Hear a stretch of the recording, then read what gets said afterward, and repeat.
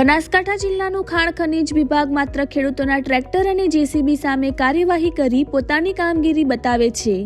જ્યારે બનાસકાંઠા જિલ્લામાંથી હજારો ટન ખનીજ ચોરી થઈ રાજસ્થાનમાં ઠલવાઈ રહ્યું છે,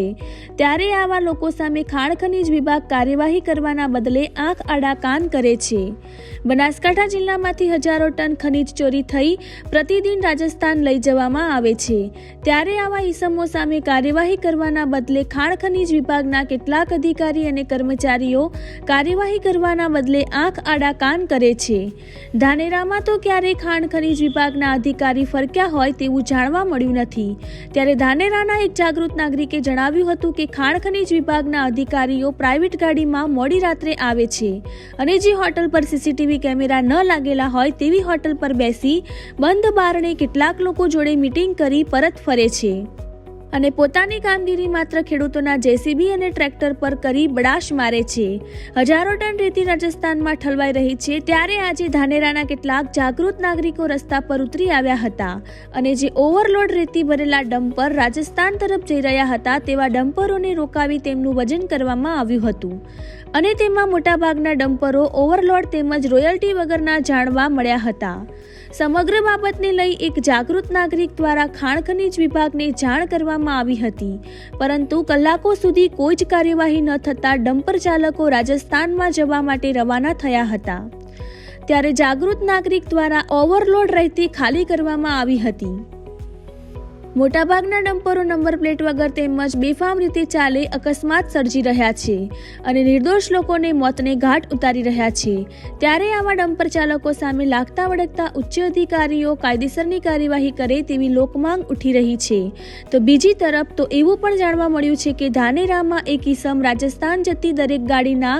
રૂપિયા 3000 લેખે ઉઘરાવે છે અને લાગતા વળગતા અધિકારીઓને કટકી રૂપે આપે છે।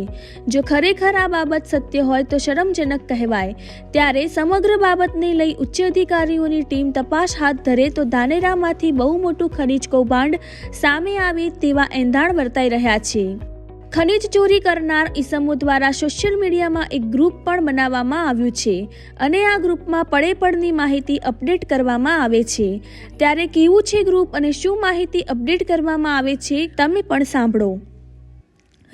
રિપોર્ટર સુરેશ ગલચર, ધાનેરા।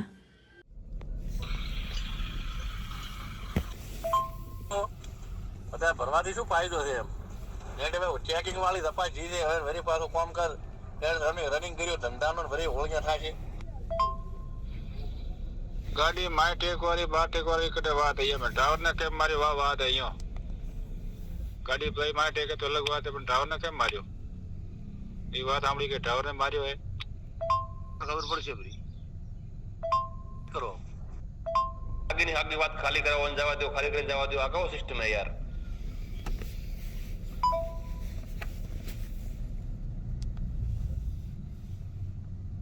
કોઈ ગણેશાથી હાર રાખે એમ નથી, બરાબર। હવે તમે અંડરલોડ ભરો, હું અંડરલોડ ભરો, આ બીજા નથી લો ઓવરલોડ ભરી આ કોટો કરાવે તાર ખબર પડ્યો કાયદેસર જમી ગયું હોય કાયદેસર હેલો ને યાર ફાલતુ એમ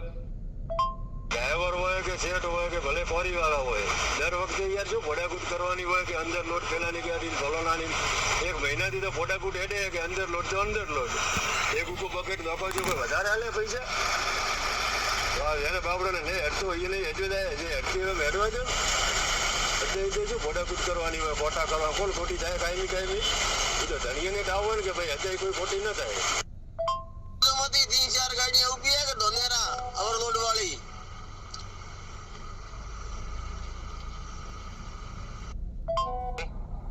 કોણ હોળી નાળ થાય